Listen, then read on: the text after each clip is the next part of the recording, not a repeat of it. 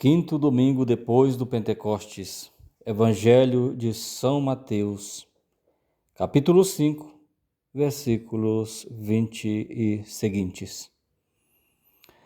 Se a vossa justiça não for maior e mais perfeita do que a dos escribas e fariseus, não entrareis no reino dos céus. Ouvistes o que foi dito aos antigos: não matarás. E quem matar será réu no juízo. Pois eu vos digo que todo aquele que se irá contra seu irmão será réu no juízo. E o que disser a seu irmão, raca, será réu no conselho. E o que disser, és um tolo, será réu do fogo do inferno. Portanto, se estiveres fazendo a tua oferta diante do altar, e te lembrar aí que teu irmão tem contra ti alguma queixa, deixa ali a tua oferta diante do altar e vai-te reconciliar primeiro com teu irmão, e depois virás fazer a tua oferta. As palavras deste Santo Evangelho são tiradas do magnífico Sermão da Montanha. Depois de ter anunciado as 8 bem-aventuranças e declarado a seus discípulos que os destina a serem o sal da terra e a luz do mundo, nosso Senhor proclama solenemente que veio com a missão, não de abolir a lei, mas de explicá-la, de completá-la e aperfeiçoá-la. Feliz, diz o Senhor, o que cumprir integralmente e a ensinar aos outros, que quem assim fizer será considerado grande no reino dos céus. Depois começa a desmascarar o ensino errôneo dos falsos doutores e a dar à lei a verdadeira e conveniente interpretação. Falo no Evangelho de hoje relativamente ao 5º mandamento. Nosso Senhor diz: se a vossa justiça não for maior e mais perfeita do que a dos escribas e fariseus, não entrareis no reino dos céus. É como se estivesse dizendo aos discípulos, instruídos pela boca da própria verdade que é Ele, e cumulados de graças, vós deveis exceder os escribas e fariseus em ciência e em santidade. A vossa observância da lei deve ser mais completa e mais perfeita do que a deles. Os escribas eram os doutores da lei, encarregados de explicá-la ao povo. Os fariseus formavam uma seita à parte e afetavam uma grande santidade e uma observância rígida da lei. Ora, todos estes pseudo-doutores e santas pessoas que se mostravam desnaturam a lei, alteram-na e chegam a corrompê-la com as suas falsas interpretações e com o seu procedimento cheio de hipocrisia. Para eles, a justiça é simplesmente exterior, sem preocupações da interior. Para eles, a vontade má não é pecado, desde que se não traduza exteriormente. É muito minuciosa, pretendendo-se com bagatelas e nadas, com ligeiras e ridículas observâncias e negligenciando o essencial. É hipócrita, procurando só a estima dos homens, sem se interessar pela de Deus. Ora, com tal virtude e tal justiça, não se entra no reino do céu. É, portanto, necessário que vós, meus discípulos, pratiqueis uma virtude mais verdadeira, mais perfeita, que cumprais a lei de modo mais digno que os escribas e os fariseus, exercendo-a em toda a sua extensão, não vos limitando grosseiramente à letra, menosprezando o Espírito, com toda a verdade, sem seguir suas interpretações falsas e absurdas, com toda a sinceridade, só pelo motivo desinteressado do amor de Deus, e não por hipocrisia e orgulho como eles. Nosso Senhor vai apoiar a sua afirmação com vários exemplos, o primeiro dos quais é exposto no Evangelho de hoje e se refere ao cumprimento exato do 5º mandamento da lei de Deus. Explicai o primeiro exemplo dado por Nosso Senhor. Ele que dizia: na lei diz não matar, e quem matar será réu no juízo. Ao explicar este preceito, os escribas e fariseus ensinavam que Deus somente proibia a morte real, que unicamente o homicídio caía sob a alçada da lei. Por consequência, autorizavam o rancor, o ódio ao inimigo, a cólera, o desejo de vingança. Mas o Senhor, que é juiz soberano e legislador supremo, e veio à terra para nos ensinar a lei divina em toda a sua extensão e perfeição, declara que a lei proíbe não só o fato material, o ato exterior do homicídio, mas ainda o mau desejo de o cometer e as paixões que a ele conduzem, como o ódio, a cólera, as palavras injuriosas.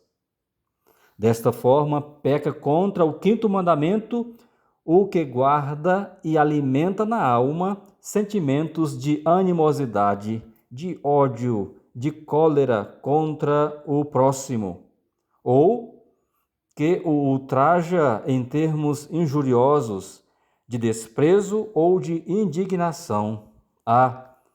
E não são hoje ainda raros os cristãos que imitam os fariseus? São muitos e parecem ignorar completamente esta lição do Salvador. Notemos que Jesus Cristo exprime aqui 3 graus no pecado contra este preceito. O primeiro é um movimento de cólera consentido. O segundo, depois, a cólera manifestada por palavras de desprezo, raca, imbecil. Terceiro, enfim, a cólera manifestada pela injúria e pelo ultraje, fatue, o que era reputado muito injurioso entre os judeus, chamar alguém de fatue. O que significam as expressões será réu no juízo, será réu no concílio e será lançado na geena? Nosso Senhor faz alusão à administração da justiça entre os judeus, aos diferentes graus da jurisprudência em uso entre eles. Em cada cidade havia um tribunal composto de 23 membros que julgava os casos de homicídio. Ora, Nosso Senhor declara que a simples cólera é tão digna de ser levada ao tribunal como o homicídio consumado. Eu vos digo, aquele que se irá contra seu irmão será réu no juízo. Nos casos mais graves, concernentes a questões políticas e religiosas, a questão subia a Jerusalém, ao conselho ou ao sinédrio, composto de 72 membros. Ora, Nosso Senhor declara que dizer a seu irmão raca por cólera é um caso digno de ser levado a este conselho, reus erit concilio. Enfim, para o que chegar até a atirar à face de seu irmão a injúria soberanamente odiosa de fato não há para o punir senão um suplício, o fogo. É digno da geena, é digno do inferno. A palavra Geena vem do nome de um vale situado perto de Jerusalém e chamado Vale de Enom, Ger-Inom, de onde deriva Geena. Era lá que os israelitas infiéis ofereciam os filhos ao deus Moloque, fazendo-os passar pelo fogo. Era, além disso, a grande fossa de Jerusalém. Os judeus consideravam este vale como um lugar de horror e de maldição. É por isso que o seu nome é usado para designar o inferno. Se, portanto, todos estes pecados de pensamentos e de palavras merecem um tal castigo, que dizer dos pecados de ações como ferir e matar? Nosso Senhor não fala deles para fazer compreender que entre os seus discípulos nem mesmo a sua possibilidade se pode admitir. Que matéria de reflexão para tantos cristãos que não são discípulos de Jesus Cristo, senão de nome. Se fores oferecer algo no altar, diz Nosso Senhor, e lembrar que teu irmão tem algo contra ti, deixa aí a tua oferta e vai reconciliar-te com teu irmão. Depois de nos ter mostrado tudo o que está encerrado no preceito, não mates, e quanto é condenável perante Deus a cólera, Nosso Senhor, diz Santo Agostinho, aprecia mais os homens que as suas ofertas, que as suas oferendas. Quer ensinar-nos a cerrar a porta a todo o sentimento de ódio e de rancor contra o próximo. Com este fim, apresenta um caso de consciência muito expressivo e também muito prático. Põe em cena um dos seus ouvintes. Se fores oferecer diante do altar, diz Nosso Senhor. Sim, diz ele, se virdes apresentar vossa oferenda ao altar e lá vos lembrardes que vosso irmão tem alguma coisa contra vós, notai bem estas palavras. Nosso Senhor não diz só, se vós tendes alguma coisa contra vosso irmão, mas se pensais que, em consequência de alguma palavra contra a caridade ou de alguma ação, mesmo inocente, poderíeis ter ofendido vosso irmão, deixai aí a vossa oferta diante do altar e ide primeiro reconciliar-vos com ele. Mesmo que oferecesseis ao Senhor metade dos vossos bens, como Zaqueu, se lhe não sacrificais vossos ressentimentos contra os vossos irmãos, essas ofertas não lhe serão agradáveis. Vede, exclama São João Crisóstomo, a misericórdia de Deus que prefere a nossa utilidade ao seu culto, antes que a caridade fraterna que as oblações, que as ofertas. Enquanto os fiéis permanecem desunidos, os seus sacrifícios não são recebidos de bom grado. Só a caridade dá valor a tudo o que fazemos. Por consequência, o primeiro sacrifício a oferecer a Deus é o do coração puro, de toda a inimizade, de toda a frieza contra o próximo. É ao que devem atender os cristãos que vão à Santa Missa, sem perdoarem aos que os ofenderam, sem terem pedido perdão aos que ofenderam.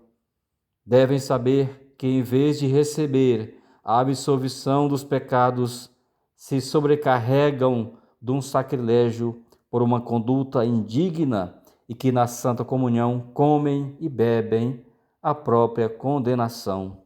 Que Deus nos ajude. Amém.